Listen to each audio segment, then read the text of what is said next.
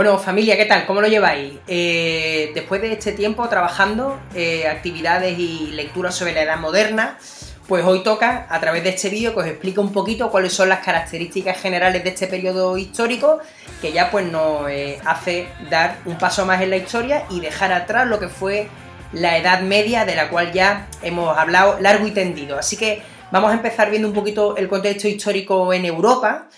Acordaos que siempre van a ser entre los siglos XV y los siglos XVI. A partir del siglo XVI, pues veremos otra parte de la Edad Moderna ya más centrada en lo que va a ser el Barroco. Pues bueno, en esta etapa, que podemos hacer coincidirla con el Renacimiento, pues las características generales que vamos a ver en Europa es un crecimiento y mejora de la demografía, de la cantidad de población. Esto va a tener varias consecuencias. En primer lugar, va a haber una mejora de la economía y un aumento de la productividad y de la producción de todo tipo de bienes. Esto va a ir también acompañado de las mejoras técnicas y tecnológicas. Para que os hagáis una idea, se empezará a investigar con nuevos aparatos de medición, como por ejemplo el telescopio, como por ejemplo el astrolabio. La tecnología también va a acompañar a la construcción de nuevos barcos, lo cual va a permitir, entre otras cosas, avanzar muchísimas leguas de viaje para alcanzar continentes como el de América y posicionar a la corona de Aragón y de Castilla en el primer lugar del ranking de las monarquías más importantes de Europa. Bueno, más aspectos que tenemos que tener en cuenta, junto con esta mejora económica y esta mejora técnica y tecnológica, pues el fortalecimiento de las monarquías. Acordaros que en la Edad Media el monarca siempre se encontraba en continua competencia con otros nobles que conspiraban para quitarle el poder continuamente. Ahora, este monarca va a buscar apoyo en ciudades, en ayuntamientos y también apoyo en esta nueva clase burguesa que empieza cada vez a ser más poderosa y a ganar cada vez más dinero, y se va a apoyar en ellos precisamente para fortalecer su poder en un nuevo periodo que vamos a llamar el periodo de la monarquía. Bueno, primero monarquía autoritaria y después monarquía absolutista, ¿vale? Ya en la siguiente parte, pues explicaremos un poco los matices de las diferencias entre una y otra. Bueno, el ascenso social de esta burguesía, con el crecimiento de las ciudades, va a ser muy importante. ¿Por qué se hicieron tan importantes las ciudades y la clase burguesa?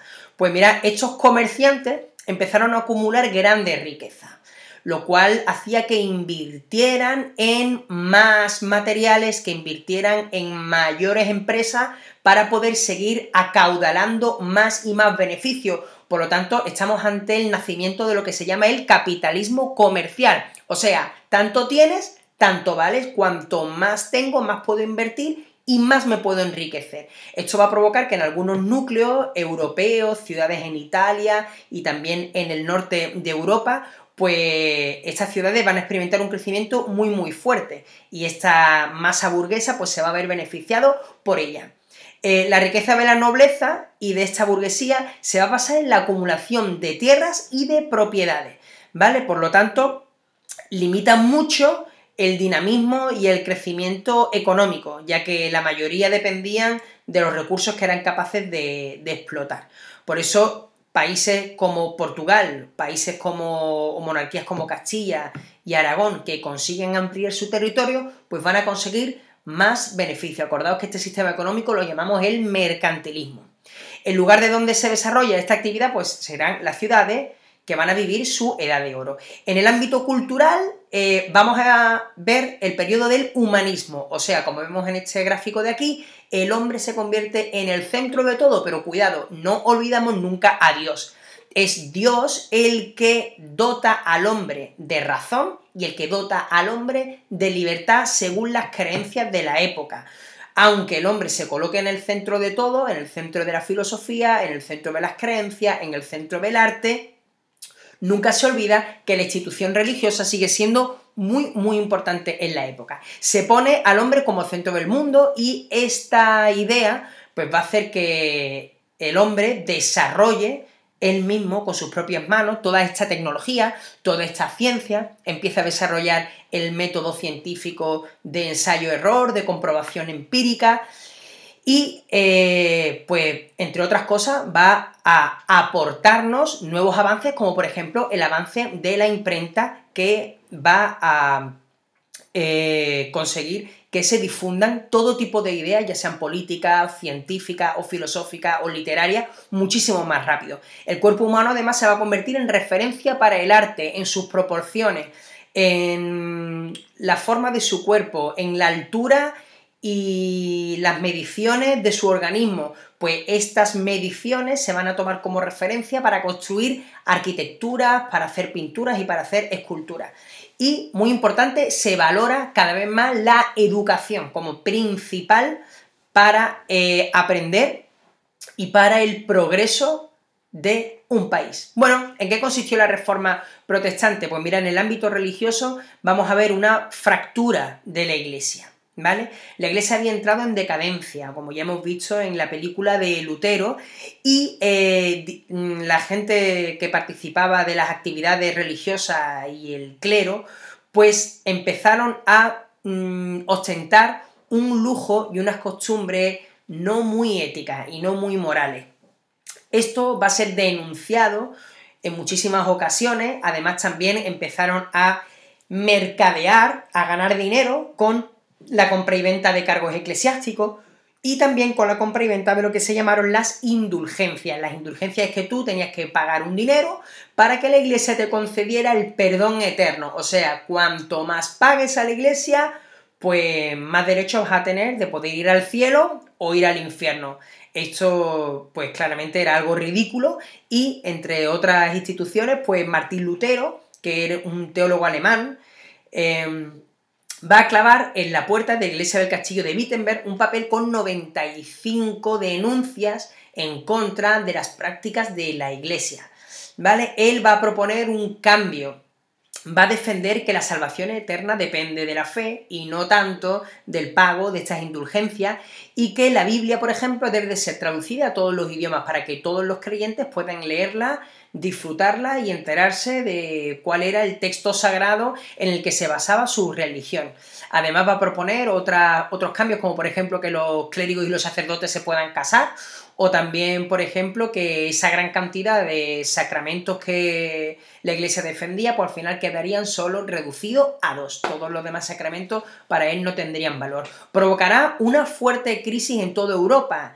No solamente una crisis existencialista, filosófica y religiosa, sino también una fuerte crisis de persecución y de guerra en contra de estos protestantes. Va a iniciar una nueva etapa en la religión cristiana, que será la etapa del protestantismo, que al final se acabará convirtiendo en la religión protestante, que incluso hoy día pues continúa. ¿Cuál va a ser la respuesta de la Iglesia Católica a la reforma de Lutero?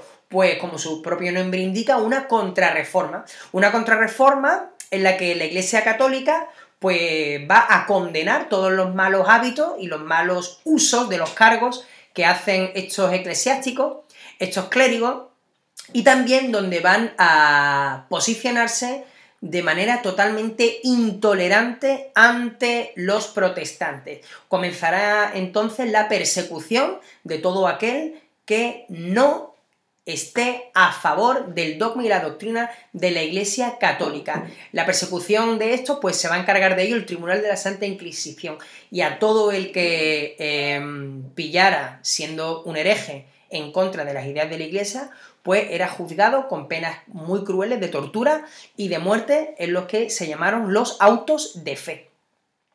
Bueno, además se van a organizar una serie de guerras de religión en las que los monarcas que están a favor de la antigua Iglesia cristiana católica, pues se van a organizar para hacer la guerra a aquellos monarcas o a aquellos dirigentes que estaban empezando a decantarse del lado del protestantismo. Bueno, años más adelante, después de todos estos conflictos, se va a aceptar una mayor apertura y tolerancia, y los monarcas de los países podrán decidir si quieren seguir siendo católicos, cristianos, o pasarse al lado protestante que propuso Lutero, en cada una de sus diferentes vertientes en las cuales se van a diversificar este protestantismo, por ejemplo, el calvinismo o por ejemplo el anglicanismo en Inglaterra.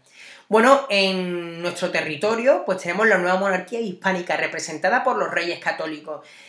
Y digo monarquía hispánica y no digo monarquía española porque todavía no podemos hablar de un territorio unido de España como tal. Vamos a seguir viendo varias coronas entremezcladas. Las más destacables pues van a ser Castilla y Aragón. Tras la muerte de Juan II en Aragón y la derrota de Juana de Castilla, pues Fernando e Isabel van a comenzar a gobernar, cada uno en sus territorios. Isabel en la parte de Castilla y Fernando en la zona de Aragón. Esta unión matrimonial que ellos van a llevar a cabo, pues es una unión que se basa en intereses comunes, por supuesto, pero es más dinástica que territorial. Cada uno va a poder tomar decisiones en el territorio del otro, pero la unión territorial en sí no se da. Así que por eso os digo que no podemos hablar todavía de una unidad total del territorio. Bueno, en política interior, ¿qué van a hacer? Pues van a conquistar el reino nazarí de Granada, van a invadir también el reino de Navarra y anexionarán Portugal, pero en este caso no a través de una invasión o una guerra, sino a través de la unión del matrimonio entre su hija Isabel y Alfonso de Portugal. Bueno, en política exterior van a mirar hacia el mar Mediterráneo con la conquista de Nápoles, Cerdeña, las Islas Baleares y también algunas plazas en el norte de África, como por ejemplo Orán, Melilla, Argel o Bujía. En esta expansión hacia el Mediterráneo van a entrar en conflicto directo contra los franceses. Sin embargo, en la expansión hacia el Atlántico, pues van a competir contra Portugal. Primero van a conquistar las Islas Canarias y después, gracias a este gran proyecto que propone Cristóbal Colón, pues sin saberlo, encontrarán un nuevo continente, América. El gobierno de Isabel y Fernando pues se basa en la prohibición de los nobles en ir a la guerra y en el reparto de territorio. Esto va a hacer que el poder de los nobles quede siempre más limitado y el poder de la monarquía se haga cada vez más fuerte. Ellos se van a rodear de instituciones y de funcionarios fieles a su corona, solo a ellos, y también van a organizar por primera vez un ejército profesional a su servicio. Otros datos de interés será, por ejemplo, la expulsión de los judíos en el año 1492 o la expulsión o conversión de los musulmanes en el año 1502, lo que va a producir una crisis económica muy importante. El Tribunal de la Santa Inquisición es el que se va a encargar de controlar que todo el mundo abraza a la religión cristiana católica, que no hay nadie que se desvíe del camino del dogma de la Iglesia. Pues el que se fuera a desviar, pues ya sabéis lo que le esperaba, ¿no? Tortura, encarcelamiento y ajusticiamiento.